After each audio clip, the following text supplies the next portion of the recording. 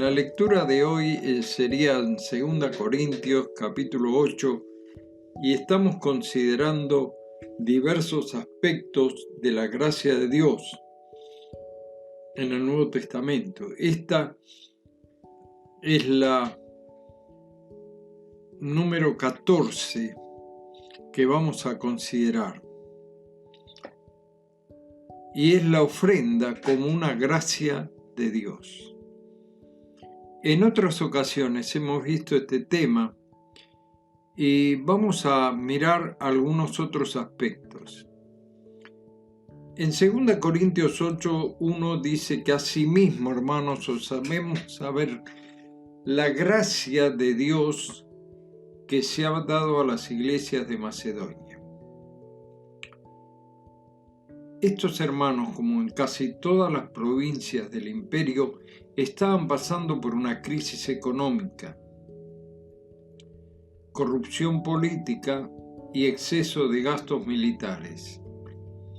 Así dice Francis Schaeffer, un filósofo cristiano que ha trabajado para ayudar a estudiantes universitarios en su búsqueda espiritual. Él editó una serie de películas mostrando su interpretación de la historia, desde el Imperio Romano hasta nuestros días, señalando que su caída se debió a la inflación que produjeron las tres causas mencionadas. Nos suena poco conocido, sin duda, a los argentinos. En realidad lo conocemos en demasía. Hemos padecido del empobrecimiento a causa de la inflación provocada por una mala administración de recursos por todos los gobiernos de turno desde que yo tengo memoria. La Escritura nos señala el mayor ejemplo.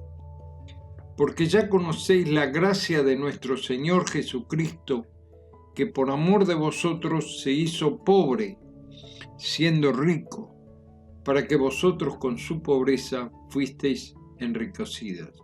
2 Corintios 8:9. Es el ejemplo del mismo Señor, quien siendo Dios, dice la Escritura, haya pues en vosotros este sentir que hubo también en Cristo Jesús, el cual siendo en forma de Dios, no estimó el ser igual a Dios como cosa a que aferrarse, sino que se despojó a sí mismo, tomando forma de siervo, hecho semejante a los hombres, estando en la gloria, se humilló a sí mismo. Filipenses capítulo 2, versículos 5 al 7. En realidad, el Señor no solo se humilló al tomar forma de hombre, sino que no nació en una cuna de oro. Fue en un pesebre, porque no había lugar para ellos en el mesón, ustedes recuerdan. Fue criado en Galilea, no en Jerusalén, donde había palacios y hasta la flor y nata del judaísmo vivía allí. Fue un humilde poblado de Galilea en la casa de un carpintero, en Capernaum. Allí habrá practicado ese oficio para ayudar en el sostén de una familia donde nada sobraba. El Rey de Reyes se hizo pobre literalmente, pero también en la práctica vivió humildemente. Sus apóstoles fueron simples personas del pueblo, pescadores. Tal vez el único con un margen económico fue Mateo el publicano, despreciado por sus propios paisanos por ser un traidor, un cobrador de impuestos a su pueblo, para sus enemigos los romanos, y encima enriqueciéndose a costa de ellos. El secreto fue la gracia del Señor. Y la gracia hacia nosotros, pobres y necesitados pecadores, que le llevó a morir por mí y cada uno de nosotros. Esto debe llenar a nuestros corazones de gratitud por tan grande amor. Cristo murió por mí y por cada ser humano. Por lo tanto, cuando damos al Señor nuestra ofrenda, lo haremos pensando en este don inefable de Dios para con nosotros. Pero también hay una contrapartida. Dice así la Escritura: poderoso es Dios para hacer que abunde en vosotros toda gracia, a fin de que teniendo siempre en todas las cosas todo lo suficiente, abundéis para buena obra. 2 Corintios 9, 8. Esto es como el caso de la mujer viuda que no tenía aceite. Recordamos el caso de Elías y la viuda.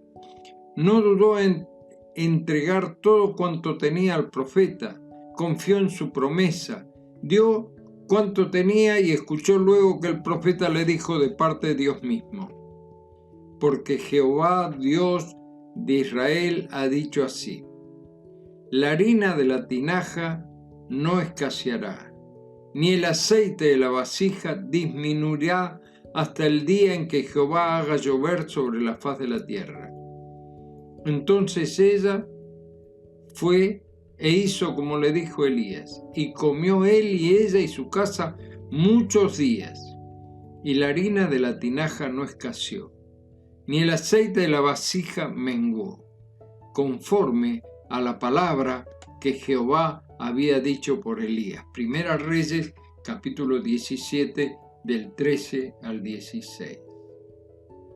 No olvidemos, hermanos, el Dios que proveyó a esta viuda, a los hermanos de Macedonia, que sostuvo al apóstol Pablo, es el mismo que nos ha prometido estar cuidándonos y protegiéndonos todos los días de nuestra vida. Ofrendemos al Señor nuestro corazón, todo lo que nosotros somos.